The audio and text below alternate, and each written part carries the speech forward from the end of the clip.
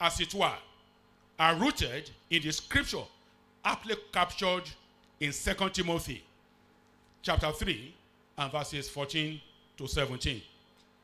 The topic for our consideration at this session is effective and faithful Anglican minister in a changing world.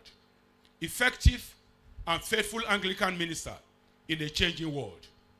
It is not my intention to adopt the usual way of starting off discussions at a forum like this by attempting the definitions of keywords in any topic, knowing full well that none of the words involved in the topic wears the token of any ambiguity. There are two major issues, however, to be looked at this topic. First is an effective and faithful Anglican minister. And second, a changing world. Therefore, in starting our discussion, we are not just looking at an effective and faithful minister, but we are looking at such a minister within the Anglican tradition.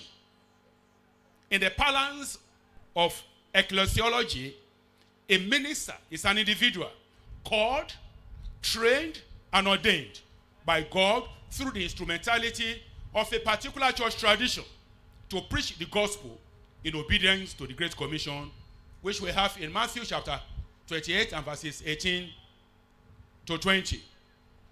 If it were to be first care, there are fundamentals he must know. Redeemed Christian Church, there are fundamentals he must know. The Roman Catholic Church, there are fundamentals he must know. And within the Anglican Church, there are fundamentals that we must know. So now begin by saying, knowing the Anglican priest. Knowing the Anglican priest. For us to know what makes an Anglican minister, then there is the need to know what Anglicanism is. And so for this presentation, Richard Bonham's definition of Anglicanism in the New Dictionary of Theology is our springboard. According to Bonham, Anglicanism is the name given to a pattern of Christianity which arose in England, Wales, and Ireland under the influence of the 16th century Reformation, and was afterward carried by immigrants and missionaries to the English or British possessions abroad, and to some extent beyond them.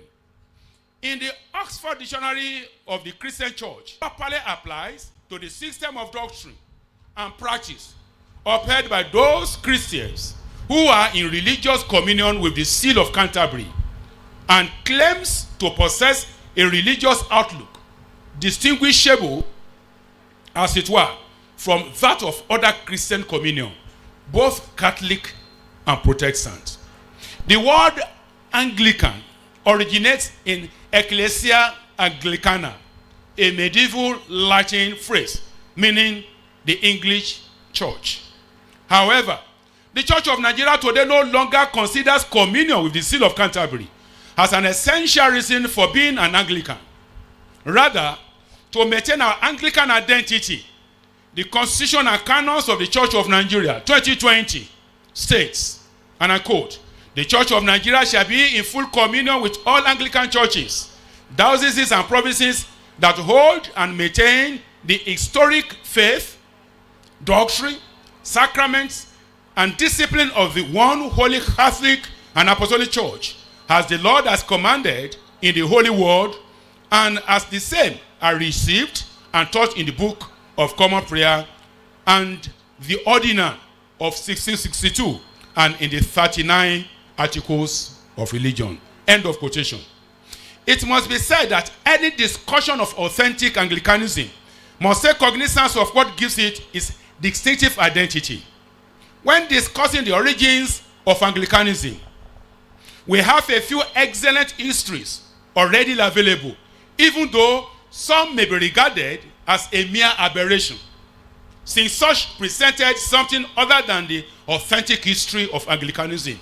And let me tell you, a clear example in this regard would be the scenario of the marriage of King Henry VIII to Catherine of Aragon, which had purportedly made him the founder of Anglicanism.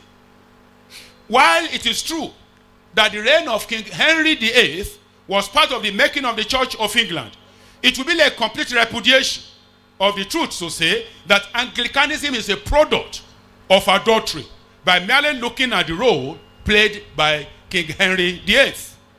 This wrong assumption is fueled by the fact of the present crisis rocking the boat of the Anglican Communion in respect of the thorny issue of human sexuality. While there is no denial of the fact of historical affiliation to the British eye in the early stage of Anglicanism, nevertheless, its authentic identity could be said to have derived from the Chicago Quadrilateral Statements. And the Chicago Quadrilateral Statements, very, very essential if anybody would understand the nitty-gritty of authentic Anglicanism. Even though it was the initiative of the Episcopal Church of America in 1886, but it takes its identity in the framework of the Lambeth Conference of 1888. It was the Resolution 2 of the Lambeth Conference of 1888. Having found the document from the then Episcopal Church worthy as a reflection of authentic faith, it was not too difficult to adopt it at the 1888 Lambeth Conference. And there are 4 parts to it, and that is why it is called Chicago Quadrilateral Statement. Number 1, it says the Holy Scriptures of the Old and New Testaments as containing all things necessary to salvation as being the rule and ultimate standard of faith. The rule and ultimate standard of faith. Number 2, the Apostles' Creed as the baptismal symbol and the Nicene Creed are the sufficient statement of the Christian faith. Number 3, sacraments ordained by Christ himself, baptism and the Lord's Supper, ministered with unfailing words of Christ at the institution and the elements ordained by him. Of course, you know, as Anglicans, why we hold on to 2, the Roman Catholic holds on to 7. Number 4, the historic episcopate, which is locally adapted in the methods of his administration to the people, called of God into the unity of his church. So within the context of Anglicanism, and touching on the topic of our discussion, religious, economic, social, political perspectives. Also see the importance of the priestly prayer of Jesus Christ in John chapter 17 and verse 15. When he prays, I do not pray that you should take them out of the world, but that you should keep them from the evil one.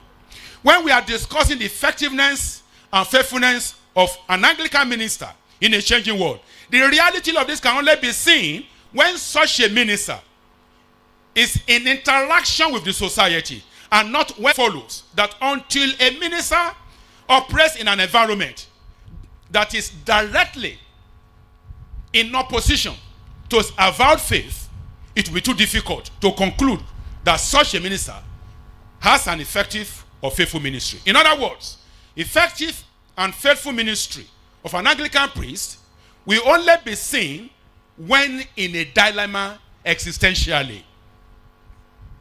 It is very essential that we understand the word dilemma here. And it is a word when someone is in a state of certainty. The word dilemma is used when an individual is in a state of uncertainty, and every option that presents itself to him looks very difficult and so tough to approach. And at such a time, some may decide to resign to faith. Others will look for crooked ways. Others will want to take their lives. And others will look for divine intervention by exhibiting godly virtues. And of course, the last will be the best option that I'll be referring to in this presentation.